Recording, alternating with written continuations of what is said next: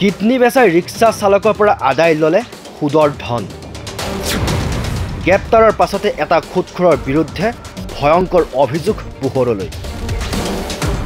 বঙাইগাঁও জিলাৰ অভয়াপুৰী এজন খুদখুৰৰ চৰম অমানৱীয় কাণ্ড। কুখ্যাত খুদখুৰজনক ধন উভতাই দিব নোৱাৰাৰ বাবে কিডনি বিক্ৰী কৰি আদায় কৰিলে সুদৰ ধন। কুখ্যাত খুদখুৰটো বৰ্তমান ৰঙাঘৰৰ আলহী হোৱা অভয়াপুৰী ৱাছিৰ আহমেদ উৰফে ধনু। এবছৰ পূৰ্বে অভয়াপুৰী টেংনামাৰীৰ খলিল শ্বেখে পত্নীৰ অসুস্থতাৰ বাবে খুদখুৰ ৱাছিৰ আহমেদ উৰফে ধনৰ পৰা 50,000 টকা ধাৰে লৈছিল। ই ৰিক্সা চালক খলিল শ্বেখে খুদখুৰ ধনুই নিৰ্ধাৰিত কৰি দিয়া তাৰিখ মতে কেতিয়াবা ধন আদায় দিব নোৱাৰাত সেই ধন কেইবাহ মাহমানৰ ভিতৰতেই 50,000 টকাৰ প্ৰায় 5 লাখ টকা হৈ গ'ল। আনপিনে ভুক্তভোগী খলিল শ্বেখৰ ওপৰত খুদখুৰ ধনুৰ মানসিক হাৰাশাস্তি তীব্ৰতৰ বৃদ্ধি পায়। মানসিক হাৰাশাস্তিৰ মাজতে খুদখুৰ ৱাছিৰ আহমেদ উৰফে ধনুই ই ৰিক্সা চালক খলিল শ্বেখক কিডনি বিক্ৰী কৰিবলৈ প্ৰস্তাৱ দিয়ে। প্ৰথম অৱস্থাত খলিল শ্বেখে কিডনি বিক্ৰী কৰিবলৈ অমান্তি হোৱা খুদখুৰটোৱে ভুক্তভোগীৰ ওপৰত মানসিক চাপ বৃদ্ধি কৰে।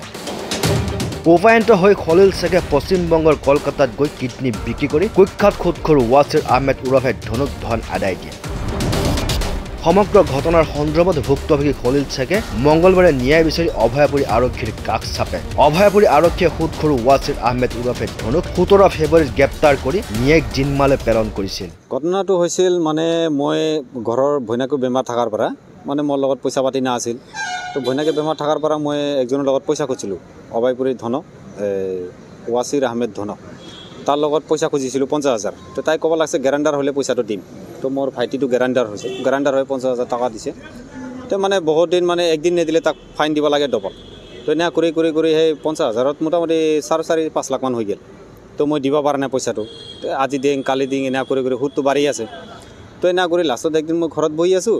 ঘৰত বহাতে ফট কৰি আহিল আমাৰ তাত, আহি কয় তো বহিলোঁ। বহাৰ পিছত লৈ আহিল মোক বাজাৰত লৈ আহি আনাৰ পিছত তাৰ লগত মানুহ আছিল আৰু গুগলো আছিল, বাপি আছিল আৰু শহীদুল ইয়াতে আছিল। তো মোক ক'ব লাগছে যে তোৰ পইচাখিনি চব মাফ হৈ যাব। মই কৈছোঁ পইচা মাফ হৈ যাব কিয় কাৰণে? কয় তোৰ এটা কাম কৰিব লাগিব। কি কাম কৰিব লাগিব? তো এই কিডনি বেচিব লাগিব। মই কৈছোঁ আৰে মই কিডনি বেচালে ঘৰৰ মানুহগিলা কি কৰিব? মইতো জীৱনত আৰু কিছু কৰি খাব পাৰবা নহয়। কয় না সেইলা ব্যৱস্থা আমি কৰিম। তো এইটো কৰিলে তোৰ পইচাখিনি যিমান আছে ইয়াতে বাপি ইয়াতে য'ত পইচা পায় চব মাফ কৰি দিম তোক।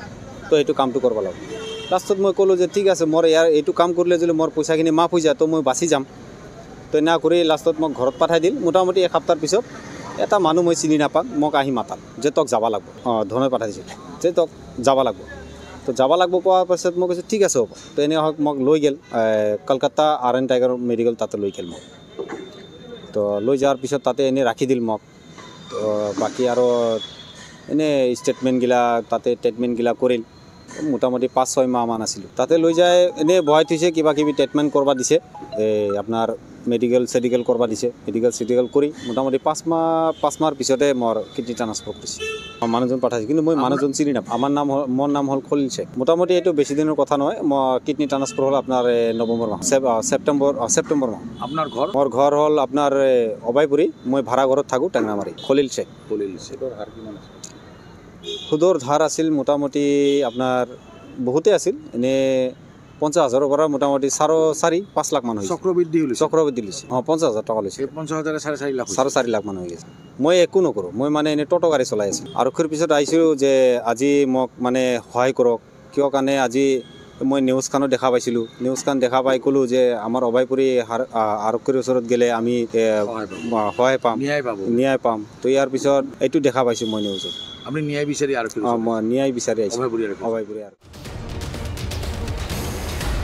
অভয়াপুৰীৰ পৰা আমিনুল ইছলামৰ ৰিপৰ্ট, মাই নিউজ এনি।